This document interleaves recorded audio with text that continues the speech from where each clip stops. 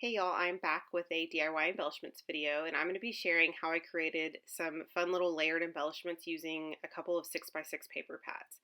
Now I am going to pull a couple of punches as well, but also know that some of these that I created I did not use, or I used a limited amount of supplies. So pretty much like 90% of these you can create using scissors and your paper. I'm not going to pull any extra embellishments out from my stash. I'm actually going to use everything out of these 6x6 paper pads. I apologize, I don't know what this one is called, but the other one I believe is a crepe paper line called Cute Girl. And so one of the things that I keep in mind or when I create embellishments is I try to have like some different patterns that are layered, and then whether it's bigger patterns, larger scale patterns, or smaller scale, that's kind of layered on top of each other. And then I try to mix some of the colors, like some fun contrasting colors. But then one of the things that I keep in mind is almost always use some sort of like words or tiny text phrase or icon or something right on top of the embellishment. And so when I look through these 6x6 paper pads, one thing I noticed was one of the sheets had a bunch of little squares that had different sayings on it. And I wouldn't actually probably use those on an everyday basis, I guess. And so I thought this would be a fun way to use those up. So I'm just creating, right now, I'm just using, so you'll see there I cut a bunch of these things out and kind of cut them down, I guess I should say. And I'm going to set them aside. So I'm going to pick which ones I'm going to use here in just a minute. And then I'm going to go through my different patterns and just start kind of punching some of these out with no rhyme or reason. This did not take me long at all. I think this was probably like a 12 to 15 minute process, maybe. And I just use those two paper pads, and you can use scissors and your trimmer or you probably don't need the trimmer. I don't know. Again, I just use these things because they're convenient, but cutting out banner shapes and using, in circular shapes, those things you can do with your scissors. I'm just not very good at that. And then also I do show you how you can cut some like wonky circles using just your scissors. So this is a really fun process. I'm so excited to show you guys how this turned out.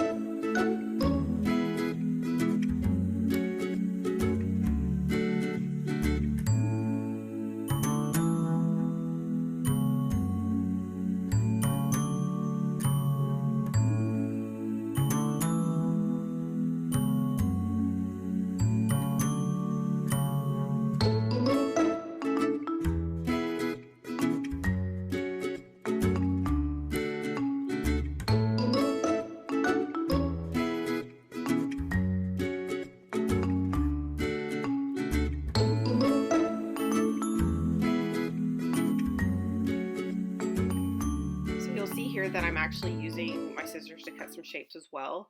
And then wasn't even thinking through this. Honestly, I just started putting things together, and I absolutely love the way they turned out. One thing I'll keep in mind for my future videos is not pulling from all these different things in my stash. I think that gets so overwhelming for me because I want to make it look great, and part of that is like what's going to be the best fit for this embellishment, right? And so whenever you kind of limit yourself to a few supplies, it makes such a big difference in your process and it being so much quicker. And the other thing I also keep in mind is I'm going to use different phrases and sayings that are really common and can go with pretty much anything. So for this particular one, I'm going to pop this up on a little foam dot here, but this says hi, and it's just the last piece in this layered embellishment. I use like a circle for the bottom, I use a little rectangular piece on top, another little circle layered on top, and then I use that square. I'm going to continue layering these. There's not really a ton for me to walk you through. I will add sewing to the to some of these at the very end. That's just a very optional thing. I like doing it because I love the texture of sewing, but it's certainly not something you have to do if you don't have a sewing machine or not sure how to use a sewing machine. So anyway, all that to say, I had a fun time layering these. I'm going to continue doing this, and then I'll come back in just a second.